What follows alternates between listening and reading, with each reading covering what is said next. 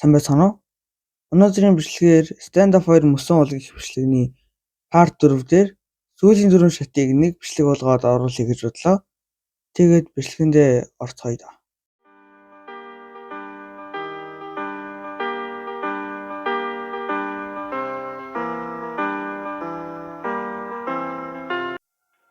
Тоглоом хөгжүүлэгчдийн хуучин концептууд.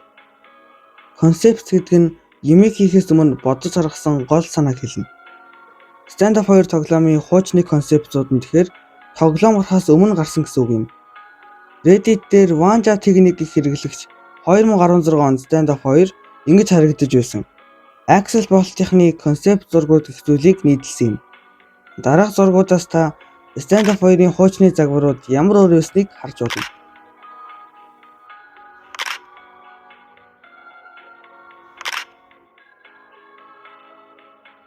Мэдээ. Stand Up 2-ын TIG-18 5 хувилбарын үед мэдээ гэдэг зүйлийг анх гаргасан юм.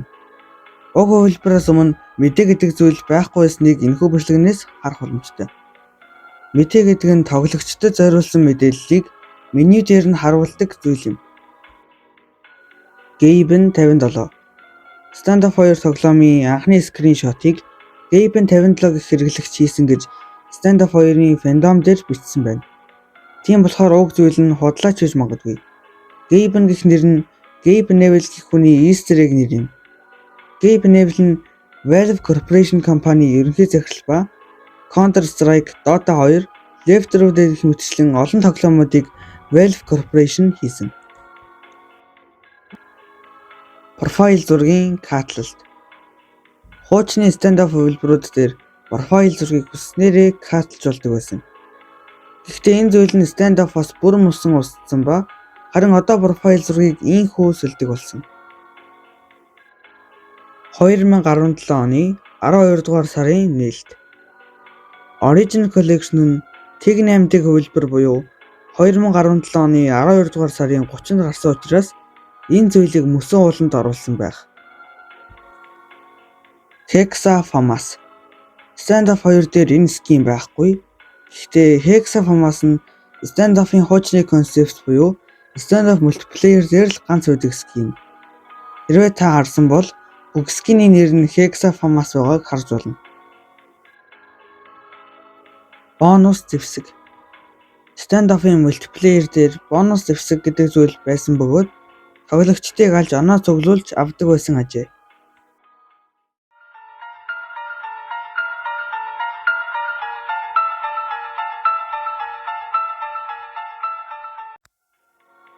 (2016 оны Бэлиний танилцуулга).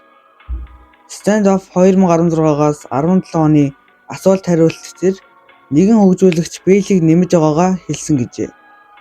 Гэвч Stand Up 2 дээр Бэлийг 2020 онд л нэмэгдсэн юм. Анхны скриншот. Би нэг скриншот тэгээд нэг бичлэг олсон баггүй юу? Скриншот нь бол баттай биш шүү. Тэгээд 2017 оны 4 сарын 19 гэсэн байсан. Видеог нь бол би баттай гэдэгт итгэлтэй байна. 2017 оны 4 сарын 19 буюу тоглоом гарснаас 2 өдрийн дараа засагдсан бичлэг байгаамаа. AK Sport. AK Sport бууг анх зөвхөн тоглоом хөгжүүлэгчдэд зориулсан нүүн цуглуулганд оруулахаар төлөвлөж байсан. Гэсэн ч 2018 онд Furious цуглуулганд нэмсэн юм. Bang Hammer. Axel Bolt 2017 онд анх удаа Stand Up 2-ын тоглогч нарт бан өгч хэлсэн юм. Хэсэг хүмүүс үүнийг шоглон Bang Hammer хэмээн нэрлсэн байдаг. Цуцлагдсан профайл зургууд. Энэний талаар би мэдээлэл ерөөсөө олоогүй байгаа.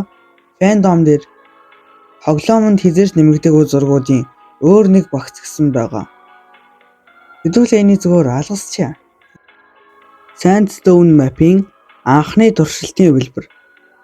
Stand Up 2 тоглоомын хамгийн алдартай map болох Sandstone нь хамгийн өргөөрөөтэй шинжилтүүдийг хийсэн. Sandstone Map-ийн хуучны хувилбарт А сайтад хайрцаг ургамал апартментыг хасаж сэтгээс зигзаг хүртэл орох хаалгыг сольж А болон мэдийн хоорондох тоосхыг модон банзаар сольж өргөжлсөн.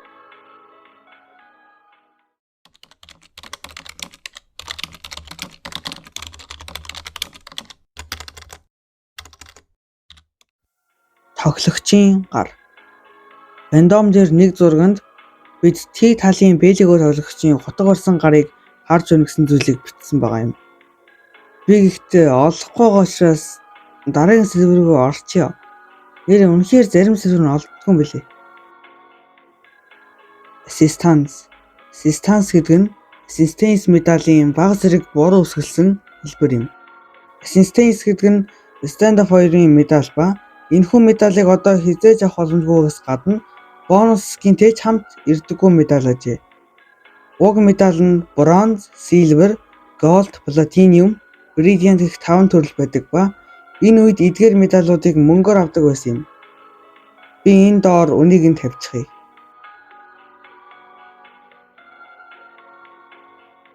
Нөөн цуглуулга. Зарим скинүүд Furious эсвэл Nameless цуглуулга гарахаас өмнө нөөн цуглуулганд байх ёстой байсан ч хөгжүүлэгчид зарим скинүүдийг Nameless цуглуулга руу шилжүүлэхээр шийдсэн бол харин бусад скинүүдийг дараа нь өөр аргаар устгасан эсвэл дахин нэмсэн байдаг. Mask нь Stand Up 2 мультиплеер дээрх хамгийн алдартай зүйлүүдийн нэг байв. Ран Mask гэдэг зүйлийг Stand Up 2-т нэмэх гэж байсан ч энэ санаа нь хутганы скин болж солигдсон юм. Arena 2. Энэ зүйл нь бол цуу яриах аягүй өндөр магадлалтай. Рандом дээр магадгүй Stand Up 2 дээрх Arena map-ийн хуучин нэр нь Arena 2 байсан байх магадaltaй гэж бичсэн юм. Тэг 2 нэг хувилбар. Уг хувилбар нь тоглох боломжгүй хамгийн хуучны хувилбар ба 2017 оны 4 сарын 20-нд гарсан хувилбар юм. Тэг 2 нэг хувилбарыг тоглох боломжгүй шалтгаан нь серверуудыг шатдаун хийсэнтэй холбоотой. Zone 9 map-ийн цонхнууд. Zone 9-ийн хуучны хувилбарууд дээр B сайтын барилга дээр том цонхнууд байдаг. Гэхдээ энэ нь ямар ч шалтгаангүйгээр устсан юм.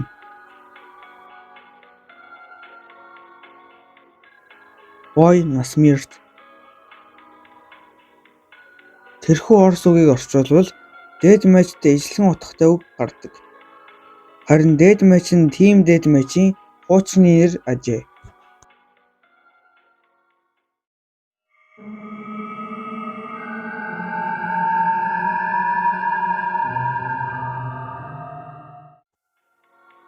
Анимейт гаргасан скин.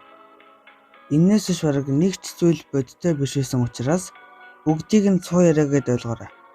Хөгжүүлэгчдийн оруулсан нэг бичлэгэнд солонгон өнгөтэй хөдөлгөөнд P350 neon харагдаж байна.